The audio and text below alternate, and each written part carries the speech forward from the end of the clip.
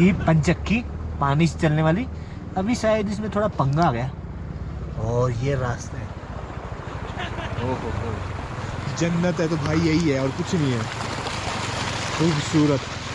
ये famous mummy लगभग 14th century की है। तो लगभग अब हम हैं वर्ल्ड के सेकंड ओल्डेस्ट मोनेस्ट्री जो अपने पुराने तरीके से फंक्शनल कर रही है।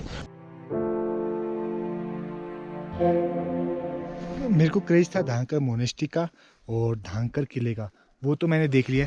और उधर से रास्ता जा रहा है, उधर जो देख रहे हो आप फ्लैग, वहाँ पे है धांकर लेक।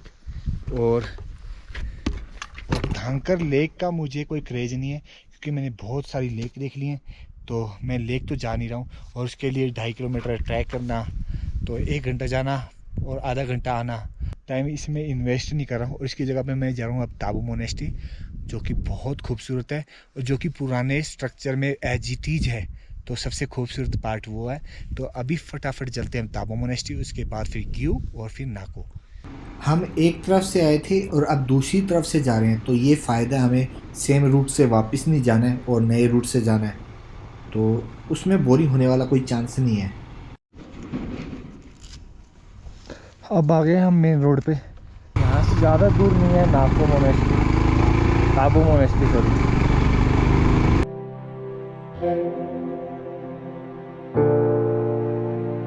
यहाँ पे ड्राई फ्रूट्स के पेड़ स्टार्ट हो गए हैं, तो यानी कि इस रीजन में स्नोफॉल वगैरह बिल्कुल कम होती है या ना के बराबर होती है। और स्पीति वैली में और लद्दाख में जहाँ पे स्नोफॉल ना के बराबर है, वो रीजन दूसरे रीजन के मुकाबले ज़्यादा संपन्न है। रीजन क्या है कि वहाँ पे ड्राई फ्रूट होता है और सेब होता है। यहाँ पे स्पीति रिवर काफ़ी बड़ी हो गई है और स्पीति वैली में पीछे तो बहुत छोटी थी और यहाँ पे काफ़ी बड़ी हो गई है। ताबो बस 10 किलोमीटर है यहाँ से और ये सारा ड्राई फ्रूट रीजन है। पहले यहाँ पे लाइफ बहुत टफ थी, ना तो आपकी सड़कें यहाँ पे अच्छी थी, ना कोई टूरिज्म था, ना कुछ बाकी चीज़ें। पर अब टूरिज्म भी अच्छा हो गया और सेब ने तो यहाँ को माला माल कर दिया है, क्योंकि यहाँ के सेब थोड़े से महंगे बिकते हैं दूसरे के मुकाबले, क्योंकि यहाँ पे ना तो ज़्यादा कीटनाशक डलते हैं और मीठे भी बहुत ज़्यादा होते हैं। तो यहाँ के सेब की डिमांड बहुत ज़्यादा है। ये देखिए कितने सेब, क्या कलर है भाई। और ये घरों की छतों पे जो लगाते हैं वो है बहुत। ये जंगल नहीं है, ये बाग है ड्राई फ्रूट्स के, और जहाँ पे भी देखोगे वही है। ये इलाका बहुत अमीर है, इसके कारण जिधर भी देखो ड्राई फ्रूट्स के पेड़ हैं। अभी पता नहीं किस चीज़ के हैं, ये कंफर्म करते हैं अगर कोई मिलता है तो। कुछ टाइम पहले आए थे तो ये इलाका बंजर था, अब भाई साहब पेड़ों से भर दिया है फ्रूट के।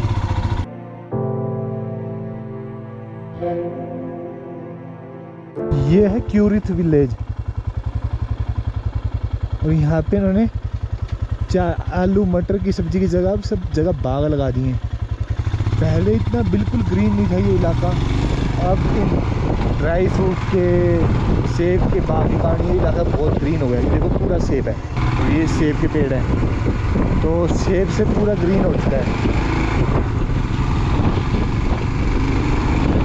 और यहाँ पे पानी आर्टिफिशियल देना पड़ता है, नीचे से या ऊपर से कहीं से ला रहे हैं। अगर आपने 2-3 साल पहले यहाँ पे ट्रैवल किया होगा तो आपने नोटिस किया होगा यहाँ पे केवल आलू और मटर की खेती होती थी। बट अब ऐसा नहीं है, क्योंकि यहाँ पे सेब के पेड़ इतने लगा दिए हैं कि अब आलू मटर की जगह ही नहीं बची है और ना इनको ज़रूरत है, क्योंकि उसके कारण ये इलाका बहुत ज़्यादा आबाद हो गया है और बहुत पैसा कमा रहा है और ग्रीन भी बहुत हो गया है पहले के मुकाबले। पहले पानी भरते हैं बोतल में,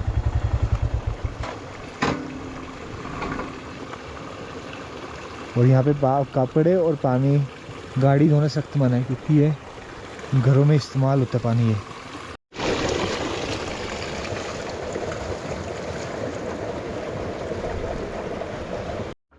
भाई ये एप्पल नहीं है, ये है पैसा, पैसा ही पैसा। और अभी मैंने सी बग थ्रोन देखा था, पीछे था झाड़ियों में, अभी उसी को दोबारा ढूंढ रहा हूँ।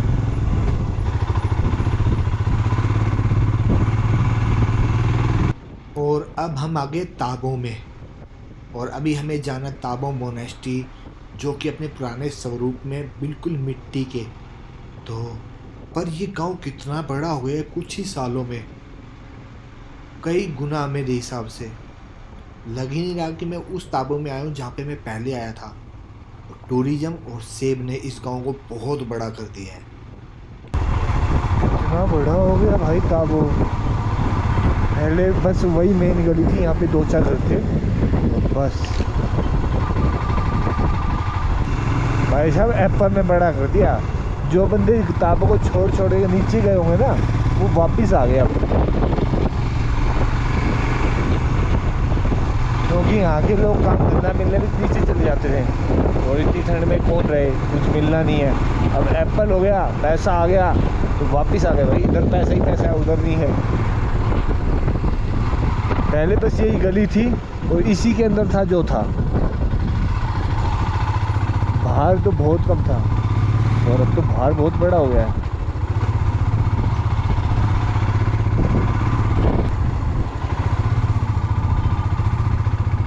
ग्राम पंचायत ताबो आपका स्वागत करता है।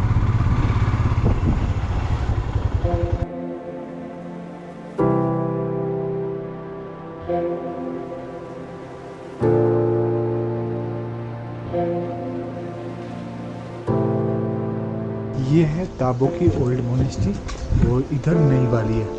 बट मैं एक बात कहना चाहूँगा, ताबो इतनी स्पीड से बड़ा हुआ है ना, शायद ही मैंने किसी को इतनी स्पीड से बड़ा होता दिखा है। अब मैं वर्ल्ड के सेकंड ओल्डेस्ट मोनेस्ट्री जो अपने पुराने तरीके से फंक्शनल कर रही है, और ये फेमस है एक तो ओल्डेस्ट होने के कारण, सेकंड ओल्डेस्ट होने के कारण, और फर्स्ट है जो तिब्बत में है।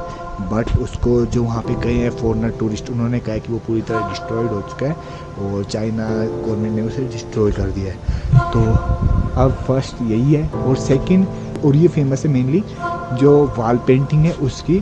तो ये लगभग 1100 साल पुराना है और 1100 साल पुरानी आपको पेंटिंग देखने को मिलेंगी जो कि अपने आप में अलग ही स्टोरी है। और वो सारे कलर एज इट इज हैं और वो नेचुरल कलर थे, फ्लावर्स के, स्टोन के। तो जो ऐसी पेंटिंग थी वैसे ही है और स्टैचूज हैं। तो अभी यहाँ पे प्रेयर वगैरह कम की जाती है। रीज़न क्या है कि उसके कारण गोम्पा का जो पेंटिंग वगैरह है, जो स्ट्रक्चर है, वो धीरे धीरे उसके कारण नुकसान हो रहा है। तो मेन ओकेजन जो होते हैं, जैसे आपका बुद्ध पूर्णिमा हो गया या कोई बड़ा दलाई लामा आया, या फिर साल में 3 दिन होता है जहाँ पे इन स्टैच्यूज़ की पूजा की जाती है उनका अलग से। तो उस टाइम पे पूजा की जाती है, बाकी टाइम पे नहीं की जाती। बाकी टाइम पे आपकी न्यू मोनेस्ट्री में की जाती है। अगर आप मोनेस्ट्री नहीं आते, अगर आप स्पीति वैली में आते और अगर आपने ताबो मोनेस्ट्री मिस कर दी, तो समझो बहुत बड़ा पार्ट मिस कर दिया आपने। आप सबसे पुरानी मोनेस्ट्री में हो, उस टाइम की आप आर्ट देख रहे हो, उस टाइम की आपके स्टैच्यूज़ हैं, अगर वो मिस कर रहे हो तो मेरे हिसाब से आप बहुत बड़ा पार्ट मिस कर रहे हो। और ये बहुत सुंदर है और बहुत शांत है। और ये सब आपका मड का बना हुआ है, मिट्टी का बना हुआ है, और लकड़ी का अंदर से जैसा है बिल्कुल वैसा ही है। इससे भी पुरानी मोनेस्ट्री हैं, जैसे कि आपके यहाँ पे धांकर मोनेस्ट्री है, बट वो समय के साथ उसे रिनोवेट किया है तो वो पूरा पुराने टाइप में नहीं है। तो ये बिल्कुल पुरानी है और बिल्कुल वैसे ही सहेज कर रखा गया है। तो इसको देखे बिना आप स्पीति वैली आप अधूरा रह जाएगा। तो अभी नई मोनेस्ट्री में चलते हैं, उसके बाद फिर हम जाएंगे क्यू में जो कि फेमस है। और अंदर इवन आपका फ़ोन ले जाना अलाउड नहीं है, फ्लैश लाइट यूज करना अलाउड नहीं है, क्योंकि उस फ्लैश लाइट के कारण उसके कलर्स पे नुकसान होता है। तो ये सब चीज़ें अलाउड नहीं है यहाँ पे। और ये है न्यू मोनेस्ट्री।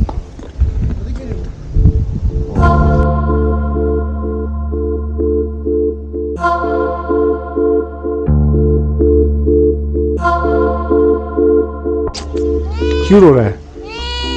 क्यों?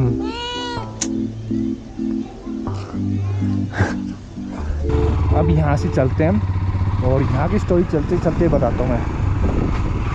हुआ क्या, कुछ साल पहले तक यहाँ पे ना सड़क थी ना कुछ था।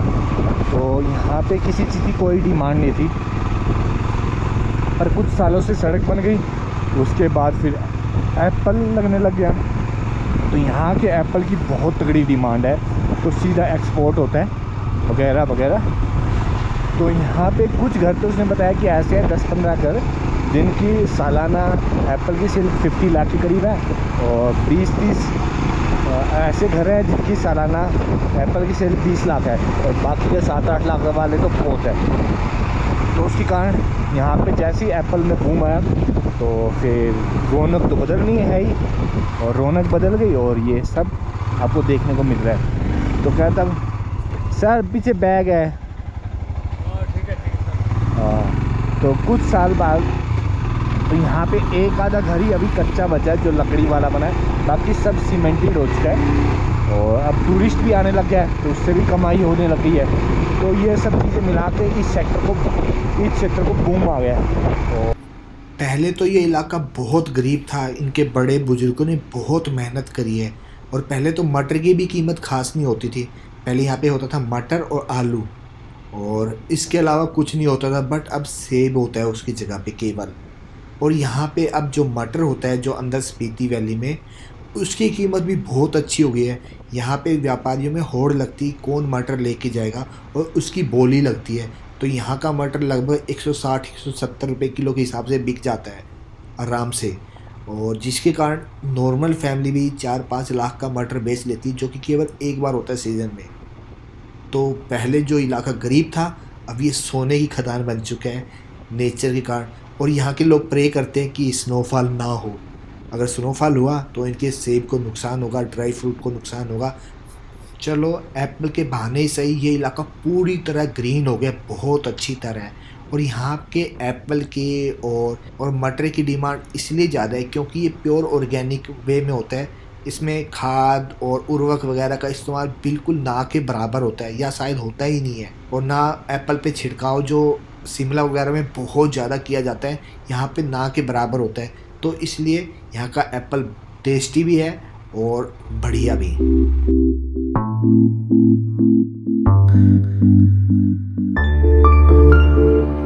भाई एप्पल तो कचकाने हैं यार, बहुत एप्पल है यार। मेरे 2-4 ले लेने से कोई गरीब नहीं होगा यहाँ पे।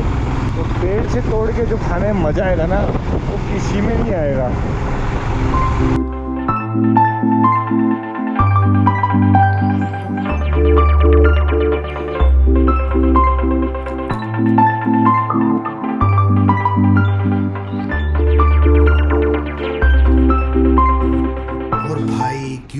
का कट आ गया बहुत लंबे टाइम के बाद। बोर हो गया था मैं तो राइड करते करते, और फाइनली अब हम जा रहे हैं ग्यू विलेज। और भाई हम ग्यू विलेज में लगभग आ गए हैं। वो रहा ग्यू विलेज, तो इससे 1-1.5 किलोमीटर ऊपर होगा मोनेस्ट्री, जहाँ पे वो मम्मी है। तो ये समझ नहीं आता पानी के साथ ये क्या चीज़ बाहर निकलती है इसकी, वाइट वाइट वाइट वाइट। तो ये देखो क्या प्यारी है भाई।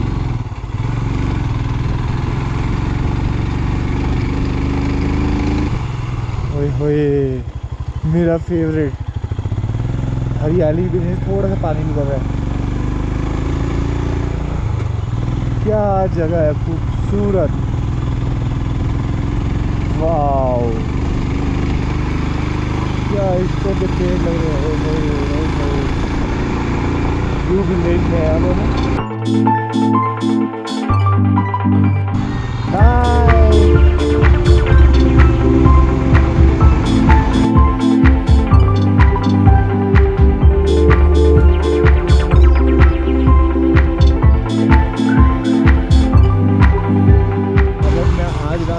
नहीं रुका तो फिर मैं सांवला वैली नहीं पहुंच पाऊंगा।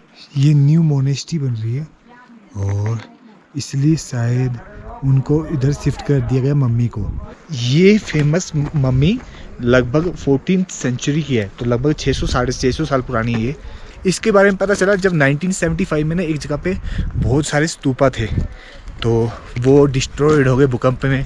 1981 में वहाँ पे ना इंडियन तिब्बत पुलिस है जो ITBP वाले अपने बंकर के लिए खुदाई कर रहे थे, तो उस टाइम पे मम्मी मिली। तो उसके बाद फिर ऑक्सफोर्ड यूनिवर्सिटी वाले आए, तो उनको पता चला कि ये लगभग 1430 सेंचुरी की है। और ये जो मम्मी है ये बौद्ध भिक्षुक है और वो पूजा में तपस्या में लीन थे और उसी में उनकी डेथ हो गई। और ये एज इट इज है, इस पर कोई भी किसी भी तरह का कोई केमिकल यूज नहीं किया गया है और जो इसे प्रिजर्व करे। तो ये बिना केमिकल बिना किसी लिपा पोती के ये एज इट इज है। और भाई साहब अगर आप इसे देखते हो ना तो ऐसे लगता है कि ये ज़िंदा है, बस अभी उठेगा और चल पड़ेगा। बस इसका मांस वगैरह नहीं है। तो आँखें दांत वगैरह अगर आप देखोगे तो आप हैरान हो जाओगे। विश्व में ऐसी कोई मम्मी नहीं है जो बिना किसी केमिकल के बिना किसी की प्रिजर्व किए एज इट इज हो। इस मम्मी के कारण पूरा ग्यू विलेज फेमस हो गया। और ग्यू विलेज है भी बहुत सुंदर, रहने लायक है और मैं रुकना भी चाहता हूँ पर रुक नहीं पाऊँगा। रीज़न क्या है कि मुझे नाको पहुँचना है, नहीं तो कल मैं फिर सांगला वैली नहीं पहुँच पाऊँगा।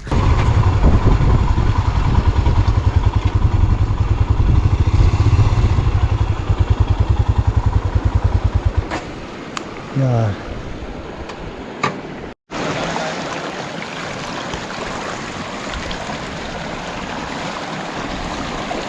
ये पंचक्की पानी से चलने वाली, अभी शायद इसमें थोड़ा पंगा आ गया।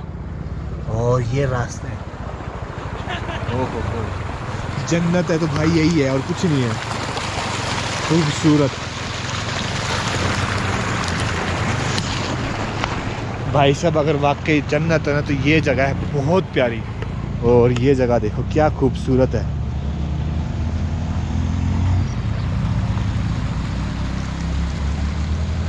हमने पुलिस चेक पोस्ट क्रॉस कर दिया, यानी कि हमने लाहौल स्पीति को क्रॉस कर दिया और अब हमें किन्नौर डिस्ट्रिक्ट में।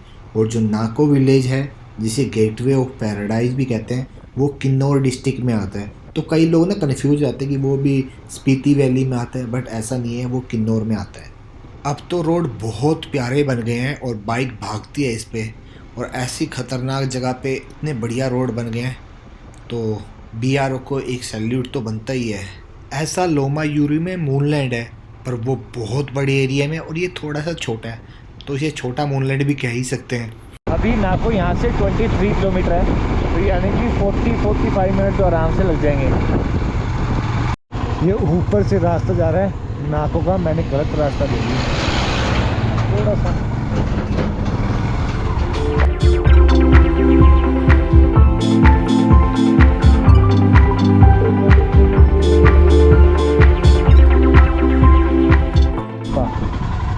भाई साहब कोई जगह ही खाली नहीं है। सर जुले, अच्छा जगह तो खाली है नहीं यहाँ पे, कोई ऐसी जगह बता दो जहाँ पे मैं अपना कैंप गाड़ लूँ बढ़िया सी। अब कैंप गाड़ने के लिए भी कहाँ बाहर ठंड लगेगा आपको? अरे वो तो मेरे पास जुगाड़ है सब कुछ। कोई सुंदर सी जगह बताना मस्त सी। सुंदर सी जगह आप कहाँ होगा? नाको लेक के पास तो नहीं होगा? नहीं, ये रूम मिल गया आपको? मिल गया? मिल गया। चलो कॉन्ग्रेचुलेशन। भाई जी अब हो गया बड़ा पंगा। सीजन में पहली बार ऐसा हुआ है कि नाको फुल पैक है। यहाँ पे कोई भी रूम खाली नहीं है, कोई भी जगह खाली नहीं है और टूरिस्ट के लिए, और फुल पैक चल रहा है। और यहाँ पे जो लोकल लोगों ने पहले बुकिंग कर ली है वो खुद ढूंढते फिरे कि कहाँ पे किसको कहाँ पे रुके। तो ये पंगे वाला काम हो गया है। तो आज हम करने वाले कैंपिंग किसी जगह पे, कोई जगह ढूंढ के। तो बने रहिए मेरे साथ, आपको ऐसी वीडियो मिलती रहेंगी आगे। धन्यवाद।